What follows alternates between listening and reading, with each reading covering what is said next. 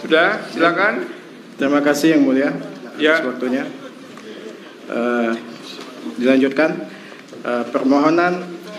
perihal permohonan pembatalan keputusan Komisi Pemilihan Umum nomor 360 tahun 2024 tentang penetapan hasil pemilihan umum Presiden dan Wakil Presiden, anggota Dewan Perwakilan Rakyat, Dewan Perwakilan Daerah, Dewan Perwakilan Rakyat Daerah Provinsi, Dewan Perwakilan Rakyat Daerah Kabupaten Kota Nasional dalam pemilihan umum 2024. Pemberi kuasa Ahmad Syaiqo, Presiden Partai Keadilan Sejahtera, dan Abu Bakar sebagai Sekretaris Sekjen Dewan Pusat Partai Keadilan Sejahtera. Perkenalkan, kami tim kuasa hukum dari DPP Partai Keadilan Sejahtera yang sebagai koordinator Zaiduddin Paru diwakilkan kepada kami pertama Khairullah Sarjana Syariah Magister Hukum, selanjutnya Arif Imawan sebagai SHMH sebagai mewakili. Izin Yang Mulia. Siapa yang kedua tadi?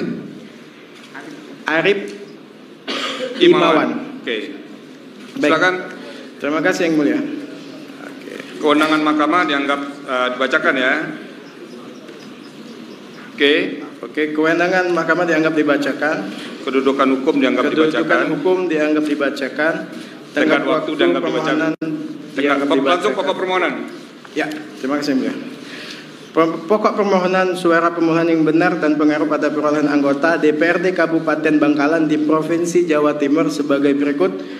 Tabel 1 dianggap dibacakan. Berdasarkan tabel 1 di atas, terdapat pengurangan suara yang diduga dilakukan oleh termohon yang di dalam model C hasil kabupaten bukti P1 pengurangan terjadi sebesar 2.000 suara yang jika tidak dikurangi suara pemohon, total perolehan suara pemohon sebesar 9.989 suara atau satu tingkat di atas Partai Gelombang Rakyat Indonesia yang memperoleh suara 9.593 suara dan pemohon memperoleh kursi ke-9 atau kursi terakhir pada Dapil 3 Bangkalan yang diuraikan dalam tabel di bawah ini, tabel 2 dianggap dibacakan. Dianggap dibacakan. Terus suara berjenjang, pemohon telah mengajukan keberatan karena berkurangnya suara pemohon tersebut di tingkat PPK Kecamatan Konang karena proses rekapitulasi pada PPK tersebut bertentangan dengan peraturan perundang-undangan, tetapi model keberatan tersebut tidak ditandatangani oleh Ketua PPK Kecamatan Konang bukti P2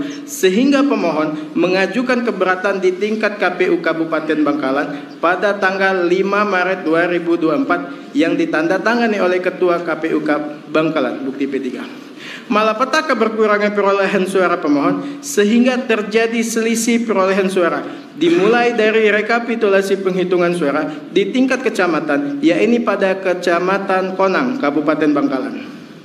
Pemohon curiga kepada Ketua PPK Kecamatan Konang karena keberatan pemohon tidak mendapatkan respon dan tidak ditandatangani oleh Ketua PPK Kecamatan Konang, sehingga pemohon melakukan pengumpulan bukti-bukti berupa model C hasil salinan TPS yang membuktikan adanya pelanggaran-pelanggaran yang mengarah pada pelanggaran yang terstruktur, sistematis dan masif pada tingkat desa pada Desa Turin Timur diuraikan sebagai berikut. 1.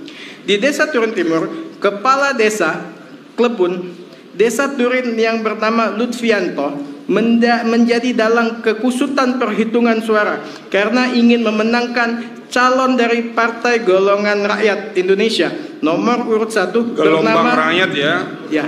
Jangan ada salah, itu ada SK khususnya, itu saudara sendiri ini sebetulnya. Silakan. Siap, salah yang Golongan Gelombang Rakyat Indonesia nomor urut 1 bernama Samsol Esiko yang merupakan saudara seibu dari calon tersebut. Tindakan Kepala Desa Klebun Desa Turin Timur bernama Lutfianto untuk memenangkan Samsol SIKOM tersebut secara terstruktur melibatkan aparat Desa Turin Timur dan sejumlah anggota KPPS pada 15 TPS di seluruh Desa Turin Timur, sehingga suara yang diperoleh Samsul SIKOM dari Partai Gelora sebesar 4.050 suara sesuai dengan 4.050 surat suara yang dipergunakan atau 100% kehadiran pemilih pada 15 TPS di Desa Durin Timur tersebut. 3. Secara sistematis dilakukan dengan cara membuat kebijakan melokalisasi pelaksanaan pemungutan suara yang seharusnya tersebar di dusun-dusun untuk memudahkan para pemilih menggunakan hak pilihnya. Oleh Kelebun Lutfianto, ke-15 TPS atau seluruh TPS di Desa Durin Timur ditempatkan pada satu dusun, yakni pada Dusun Bundek, padahal di Desa Durin Timur mempunyai 5 dusun. 1. Dusun Bundek, Dusun Taman Senjer, Dusun Serpang, Dusun Taman Seloh, dan Dusun Konpereng. Sehingga warga dari keempat dusun lainnya enggan untuk memilih, bahkan terhalang untuk memilih, dan terindikasi adanya pelanggaran pelaksanaan pemilu yang melanggar asas langsung umum bebas dan rahasia, jujur dan adil secara struktur, sistematis dan masif, yang tidak hanya merugikan pemohon tetapi merugikan aspek-aspek demokrasi rakyat Indonesia pada umumnya. Oleh karena itu, Mahkamah Konstitusi harus memberikan keadilan substantif kepada pemohon dan masyarakat Desa Durin Timur untuk menggunakan hak-hak konstitusionalnya untuk memilih dan dipilih dalam pemilihan umum yang jujur dan adil dengan membawa semangat demokrasi yang baik, benar, serta bebas dari korupsi, kolusi, dan nepotisme yang melanggar peraturan undang-undang di Indonesia. Yang keempat, secara masif hal tersebut dilakukan kepada 4.081 pemilih yang tercatat dalam DPT di Desa Durin Timur. Di 15 TPS penyelenggara pemilu pada Durin Timur tersebut, jika dipresentasikan dengan surat suara yang terpakai di 15 TPS sebesar 4.050 surat suara atau sebesar 99,24%, suatu angka yang sangat fantastik, hampir 100% yang sangat mustahil terjadi apabila pemilihan umum dilakukan secara normal tanpa melibatkan Kelebun berserta perangkat desa, termasuk penyelenggara pemilu di tingkat desa KPPS di Desa Durin Timur. Kelima, bukti-bukti yang dihasilkan di himpun pemohon tentang pelaksanaan pemilihan umum pada 15 TPS di Desa Durin Timur yang diduga mengindikasi adanya pelanggaran secara terstruktur, sistematis, dan masif tersebut diuraikan. Memenuhi indikasi. Jangan dibaca semua ya. Poin 1, 2, 3, 4 itu dianggap dibacakan. Baik. Kalau Anda bacakan semua ini bisa sampai nanti siang ini. Baik, izin yang mulia dilanjutkan. Oke, tabel 3 dianggap sudah dibacakan yang mulia. Lanjut ke penjelasan di bawah tabel 3. Itu halaman 13. Baik.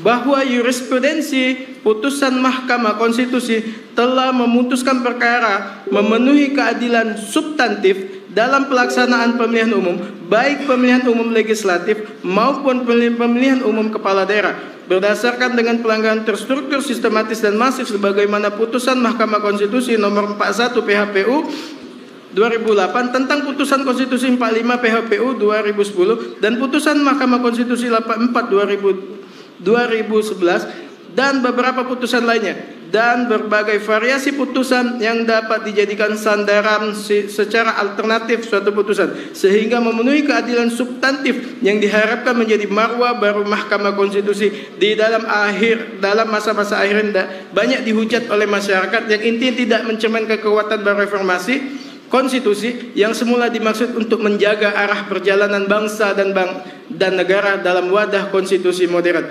dengan meninggalkan luka-luka masa lalu sebelum terjadinya reformasi 1998. Berdasar keseluruhan uraian di atas, mohon kepada Ketua Mahkamah Konstitusi Republik Indonesia menerima permohonan ini dan memutuskan menerima permohonan untuk seluruhnya sebagaimana dalam petitum permohonan pemohon. Oke, lanjut ke Bangkalan 5. Bangkalan 5 diizin untuk dilanjutkan.